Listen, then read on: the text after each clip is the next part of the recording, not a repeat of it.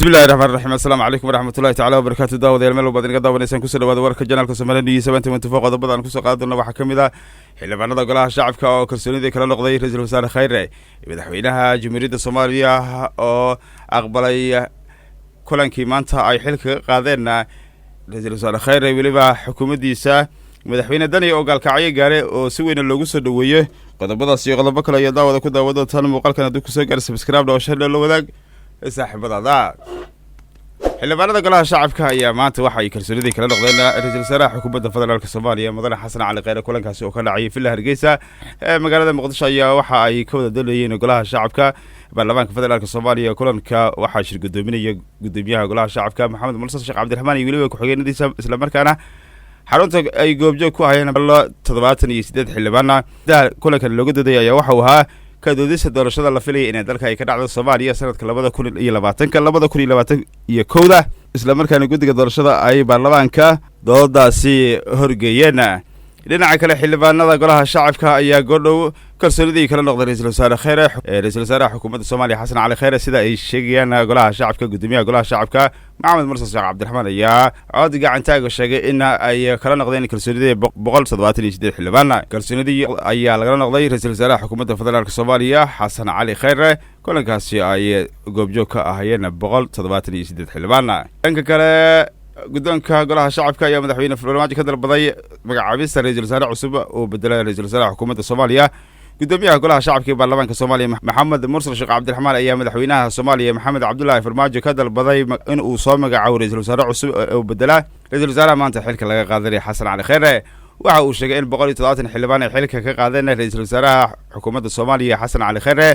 لأن قال وحو شيء إن مدحوينها وهايستو مدة كوبان وكسر لسه دون حكومة عصب سي هر لو تقصي عن بقاضة بحيتانك حكومة خير أيها مدة دقدق كنت مدة وأن لفليننا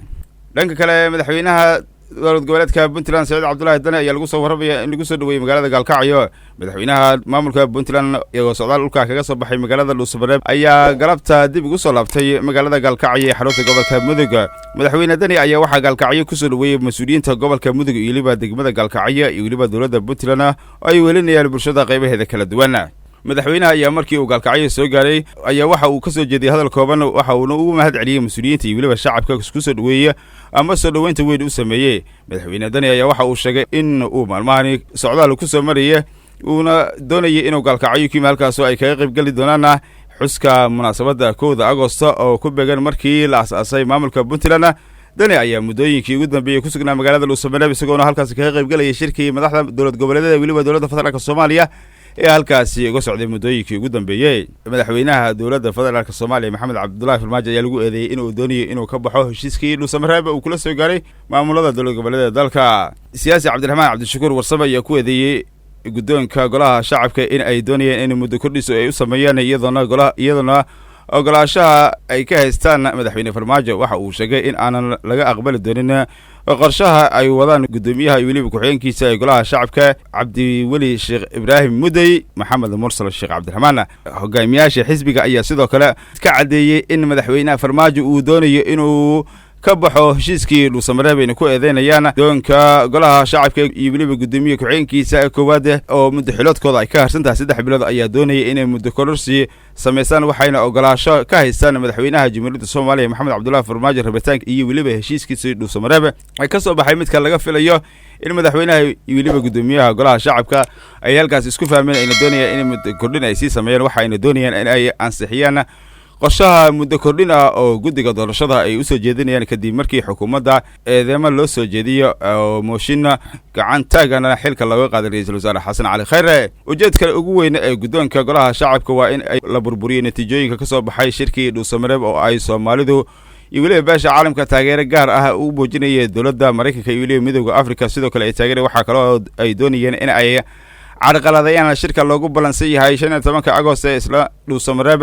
ee ka dhici doona tanina waa bilowgii dhamaadka golaha shacabka tii rajada lahayd ee maanta ay ka quusan doonaan ay xisbiyadu taageeri doonaan shirkii Luusamareeb waxaanu halkaan ku soo afmeeraynaa doorashadii qof iyo cod ay shacabka Soomaaliyeed ogaadeen in ayna ahayna amba ay oradaasi ahayd mid xaq ah oo ay dhici karto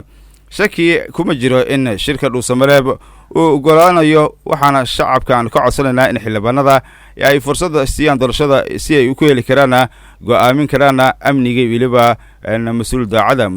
maxamed mursal sheekh cabdiraxmaan iyo wiliba ku-xigeenkiisa ayaa iyana waxa ay doonayaan balaleeyahay muddo kororsi si ay madaxweyne maxamed cabdullaahi farmaajo u taageeraan farmaajona isna dhankiisa waxaa lagu eedeynayaa inuu muddo kororsi doonayo taas uu ku doonayo xilka qaadis iyo wiliba waxyaabo kale aan loo baahnayn uu dawladda ku soo kordhiyay baa la leeyahay daawadeel wararka Soomaali News inta ayaan ku soo koobaya alqaysala idin la socodsiinaya warxii kale oo ku soo kordhana janaalka Soomaali News 724 ayaad kala socon doontaa sidaas nabadgelyo